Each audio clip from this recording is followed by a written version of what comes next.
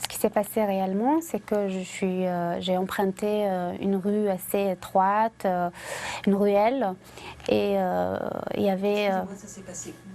à Berkadam, au niveau de, c'est à Alger, Berkadam, C'était midi 13h, la mi-journée. Donc je passais et j'ai rien vu, j'ai pas remarqué qu'il y avait des funérailles à ce moment-là. Et j'ai ralenti parce que le passage était étroit, ne me permettait pas de passer. Donc j'ai serré sur le côté pour laisser un autre véhicule de l'autre sens opposé passer. Et à ce moment-là, c'est un homme est venu à ma fenêtre, et il m'a reproché d'avoir mis la radio et il m'a frappé aussitôt. Donc il m'a pas parlé, il m'a pas prévenu, rien du tout. Il m'a tout d'un coup frappé.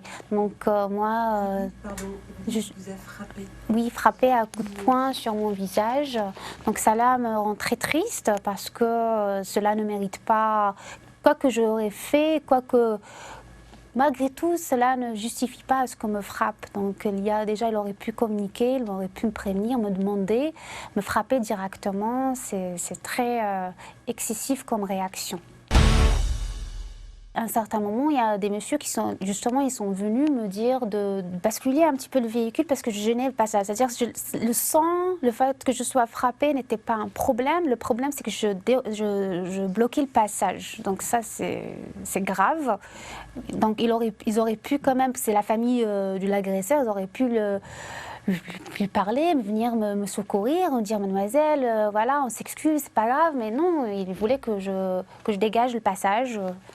C'était ça le problème, et d'un autre côté, ils pensaient que je méritais, que leur fils ou leur proche, le monsieur qui m'a agressé, ils pensaient que voilà, il a bien fait de me corriger parce que j'ai pas respecté la famille, j'ai pas respecté les voisins, j'ai pas respecté les funérailles, je n'ai pas respecté le quartier, que je n'aurais pas dû passer par là, que j'aurais pas dû mettre ma radio. Donc tout ça m'accusait que c'était moi la fautif. Oui, au moment des faits, à peu près 5 minutes, 10 minutes, en attendant que les autorités arrivent, j'avais tout le temps d'écrire ce qui s'est passé en quelques lignes, de partager la photo pour justement démontrer, c'était un appel SOS, en même temps c'était pour dire que voilà, regardez, qu'est-ce qui se passe autour de vous, ouvrez l'œil, il y a de la violence, il y a les femmes qui se font battre dehors. Voilà, il faut faire attention, c'était plus cela. J'aimerais bien que le secteur taxi soit un peu plus protégé, qu'il soit un peu plus connecté avec les autorités, c'est-à-dire à l'étranger, chaque taxieur a à bord de son véhicule un bouton d'urgence, c'est-à-dire si on se fait agresser, pas la peine, on ne perd pas de temps à prendre le téléphone, à appeler, à expliquer, c'est-à-dire un gain de temps énorme.